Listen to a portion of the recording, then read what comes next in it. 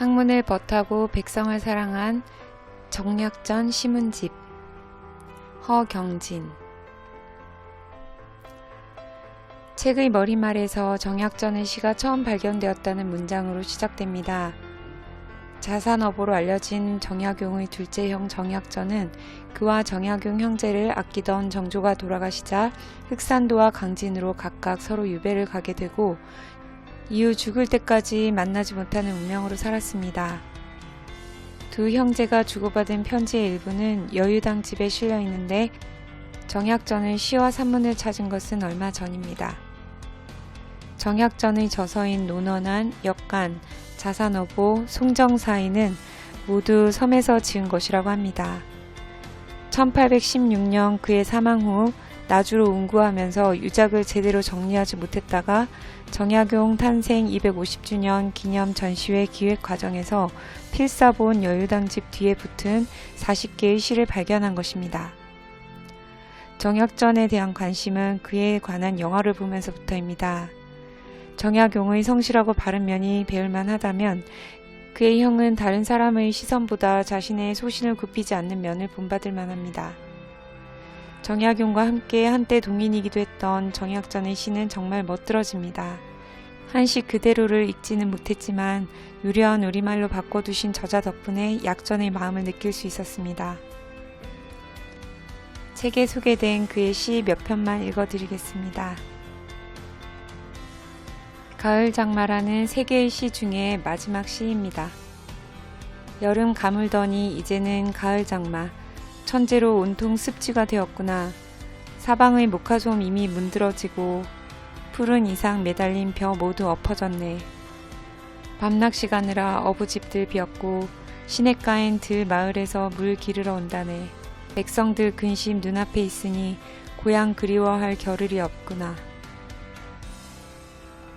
박생과 헤어지며 주다라는 세 편의 시 중에 마지막 시입니다. 오랜 비가 깨끗한 가을 재촉하고 갠 하늘은 높은 뜻을 다했구나.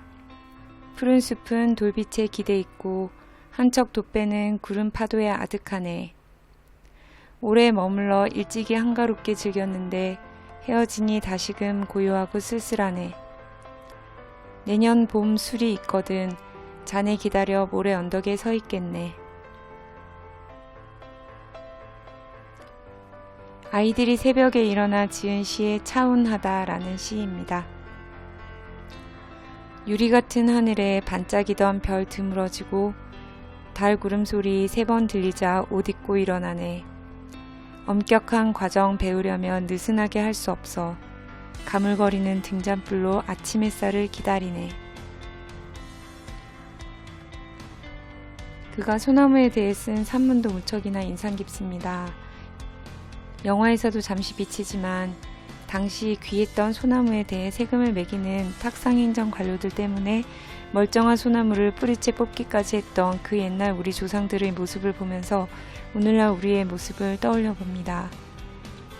나라의 어려움이 100년에 한 번씩 반복된다고 했던가요? 지금은 전염병으로 여러 가지 사건들로 정신을 바짝 차려야 할 시기인 것 같습니다. 외세는 우리나라에 손을 뻗어 있고 내부는 서로를 비방하는 것으로 바쁩니다. 가장 안타까운 것은 200년 전이나 지금이나 평범한 백성들입니다. 자신의 안위만 걱정하는 관리가 아닌 백성을 진심으로 아끼는 위정자들이 되기를 약전의 마음으로 바랍니다.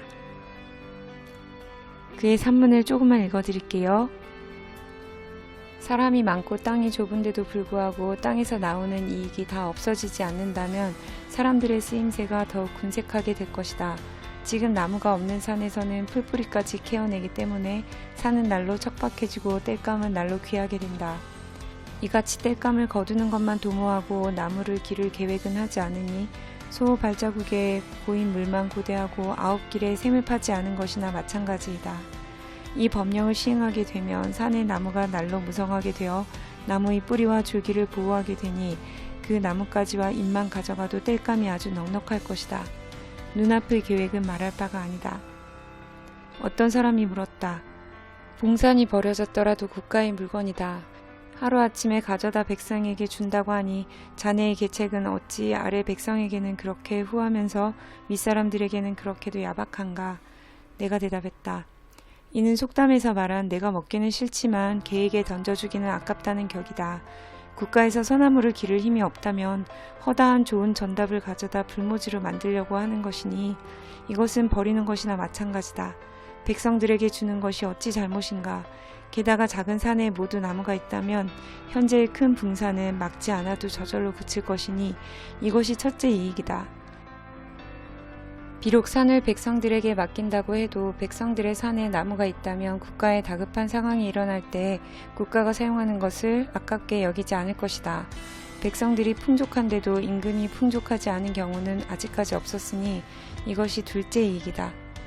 그러므로 이는 위아래가 함께 이익을 얻는 방법이다.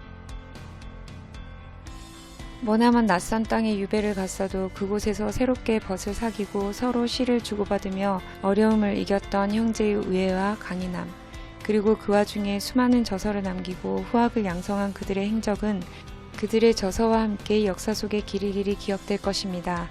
백성을 사랑하고 학문을 벗삼았던 그들의 정신이 오늘날에도 이어지기를 바랍니다.